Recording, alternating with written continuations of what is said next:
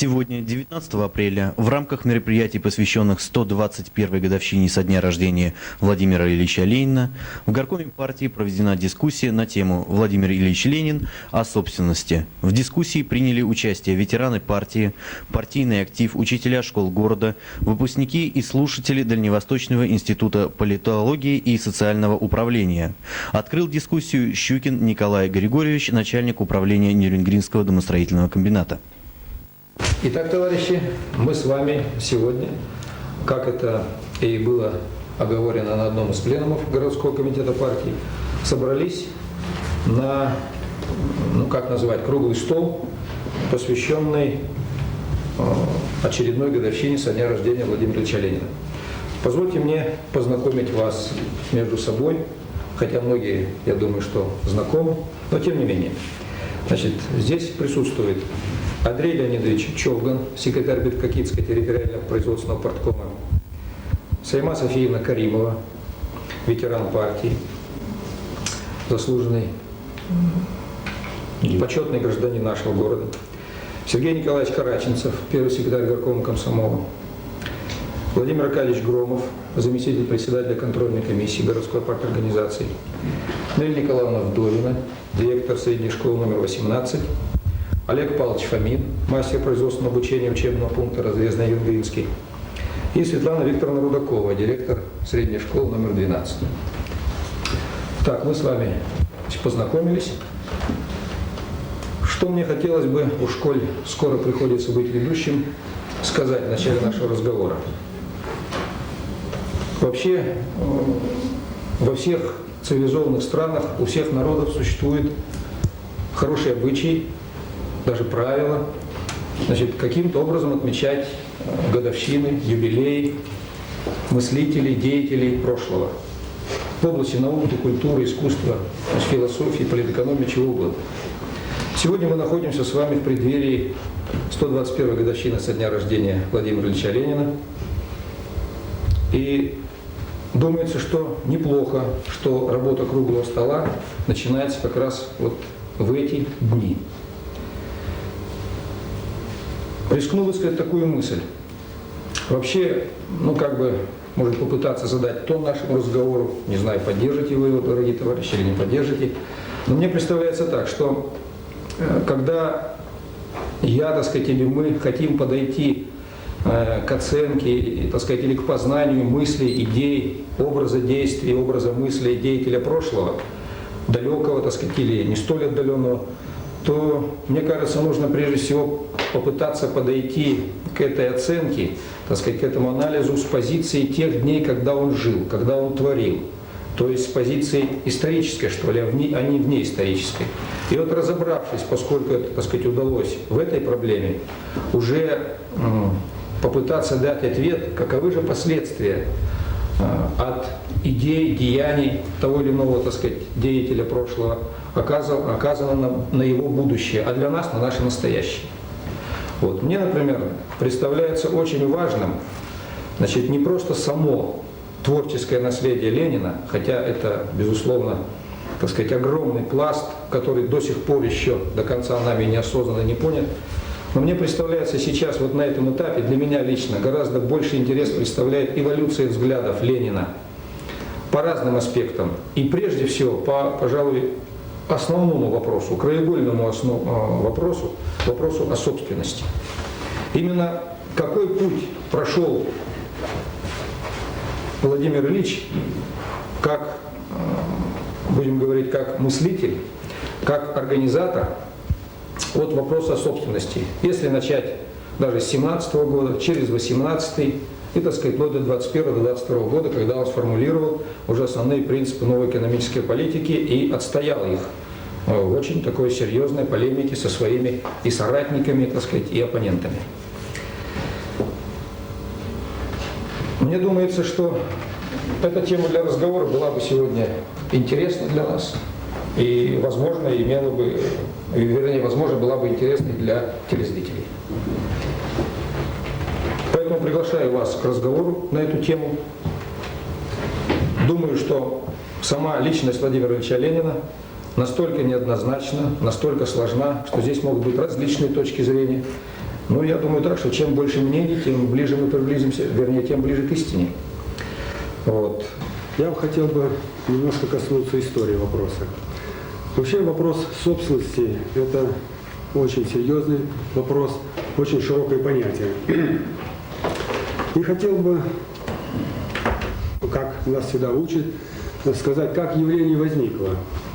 Ну, прежде всего, вспомним «Капитал» Маркса.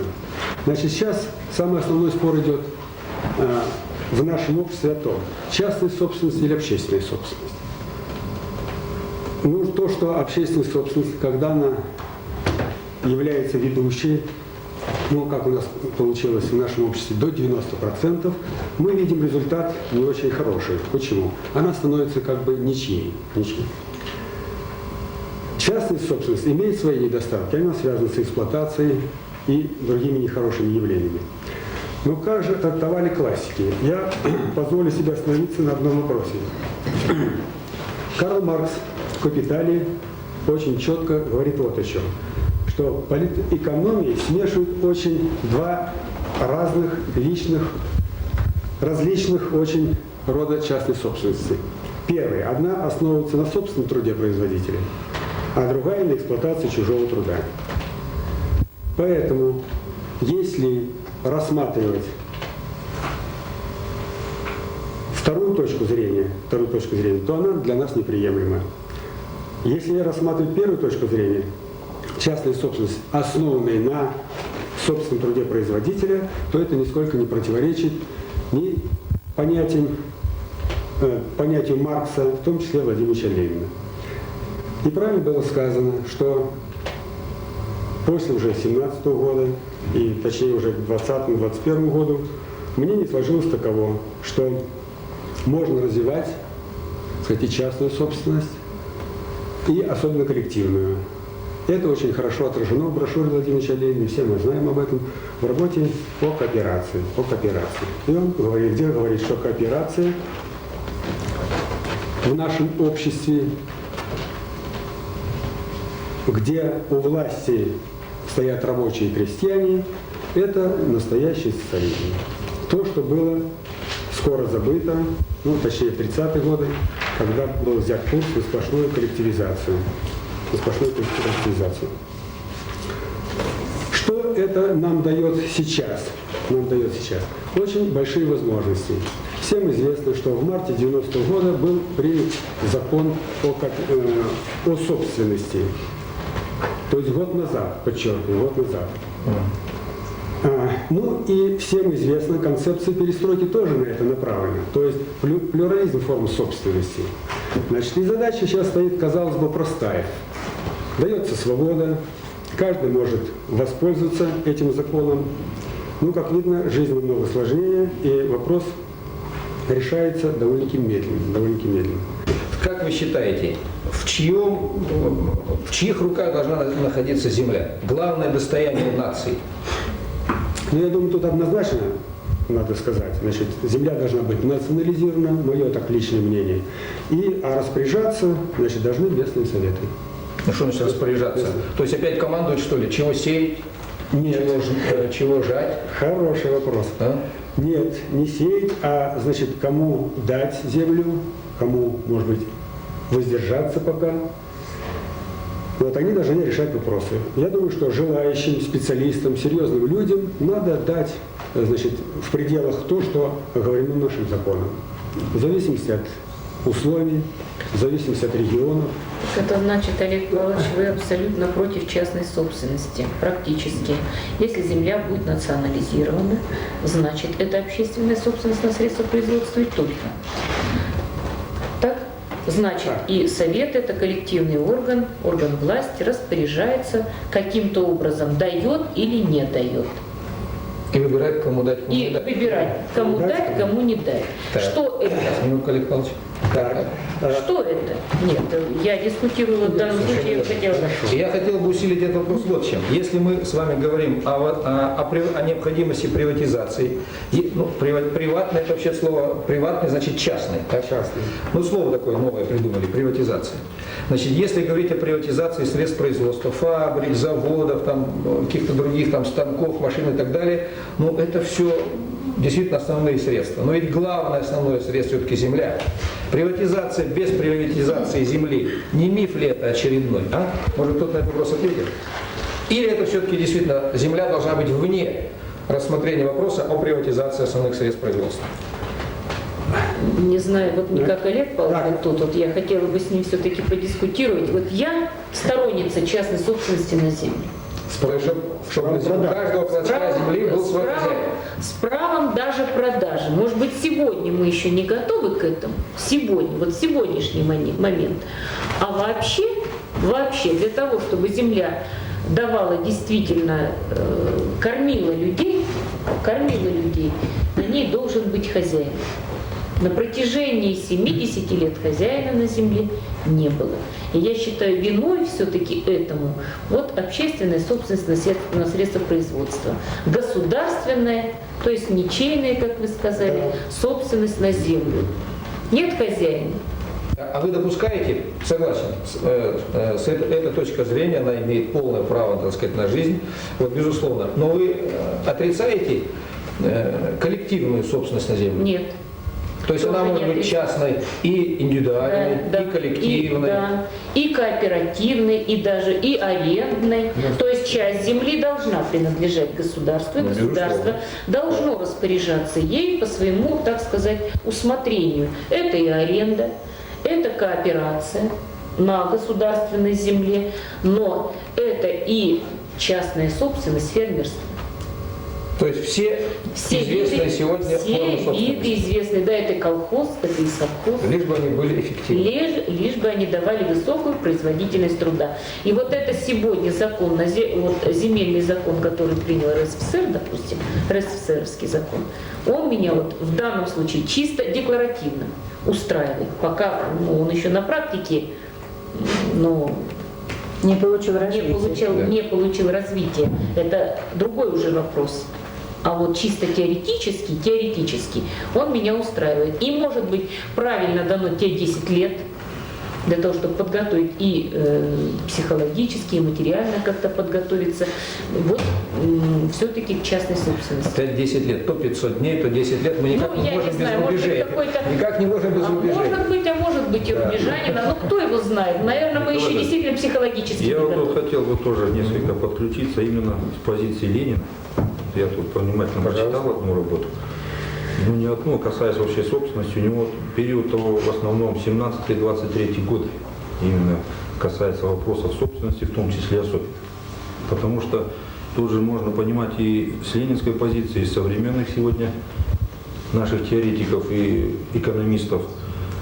Собственность – это, в общем-то, путь к власти или власть использоваться должна за то, чтобы завоевывать эту собственность, то есть отношение на нее. Или она общественная, или частная. И вот Ленин, на мой взгляд, четко выразил свою позицию. Наверное, эта мысль его и сегодня актуальна в работе, не в работе, а в статье, значит, о самочинном захвате земли, значит, опубликованной в газете «Правда» в 2017 году, там, по-моему, в мае по новому стилю, вот как раз где-то в это время. Значит, где там четко сказана позиция большевиков, и в том числе, когда идет вот именно полемика, я вот, может быть, несколько сумбурно хочу сказать, то, что сегодня дебаты идут, они, по-моему, на мой взгляд, в общем-то, продолжаются и сегодня. И именно в основном по тем же вопросам, которые сегодня ключевыми являются. Это земля, там, власть и прочее, что оттуда исходит. Так вот, он там четко сказал, Ленин, позицию большевиков, опровергая там позицию Маслова, который выступил вот на съезде крестьян относительно вот именно земли. Что он вот однозначно, я для себя прям выписал, что владение помещичьими землями отдать сразу местным крестьянам, собственность оставить у народа. Вот, по-моему, вот это и есть. То есть тут и многоукладность. В том числе учитывается и экономика, и именно многообразие форм собственности именно и использования на земле, вот именно само понятие владения. Можно понять и как использование, и владение. То есть переплетается тут и частное, и именно с учетом того времени. И вот сегодня-то, вот, по-моему, вот вокруг этого идет в основном вопрос. Или частное, или владение. То есть где она эффективнее используется сегодня земля, в какой форме это будет проявляться. Вот это вот, на мой взгляд, сегодня важно и актуально. Знаете еще, Владимир Николаевич, при полемике о собственности земли сейчас особенно очень много крайностей. Возникает часто очень крайности. Или всю отдать, или, так сказать, никому вообще не давать. Или совершенно согласен с Наилей Николаевной в этом плане, что здесь должен некий синтез, так сказать, форм собственности быть. Потому что часть земли должна принадлежать государству. Вне всякое, так сказать, сомнение. Часть должно отдать, так сказать, должны отдать под частную собственность, вплоть до с правом продажи. Потому что если не будет права на продажу, вот в этой ситуации, то получится так сказать, я взял землю, так сказать, мои дети на ней тоже работали, а мои внуки перестали, так сказать, заниматься, так сказать, ремеслом на земле и уходят в другую какую-то часть. Значит, не имеют права продать и дальше жить, так сказать, другие приобретать. Поэтому тут самое главное, так сказать, я считаю, проблема всех проблем – это крайности. Как говорил Михаил Сергеевич, говорит, мы сейчас очень большие специалисты на крайности.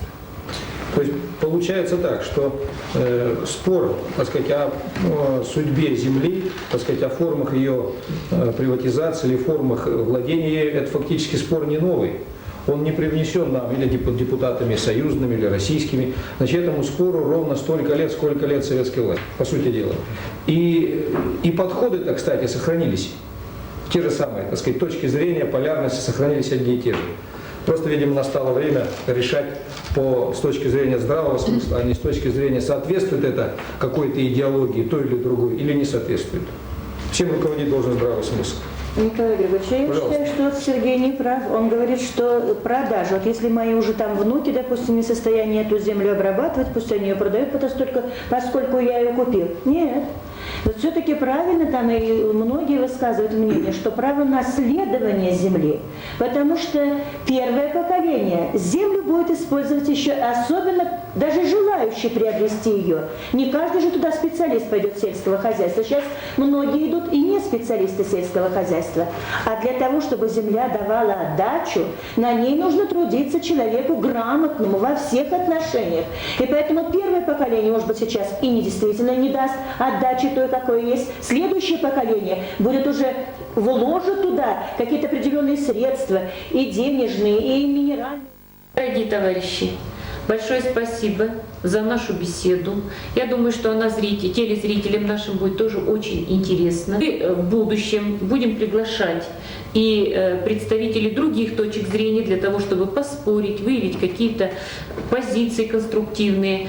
Я думаю, что это городской комитет партии такие встречи сделает традиционными, они будут постоянными и затронут много других очень интересных и важных проблем, общественно-политических проблем. Приглашаем телезрителей для такой беседы. Пишите в городской комитет партии вас интересующие вопросы. Мы постараемся на них ответить.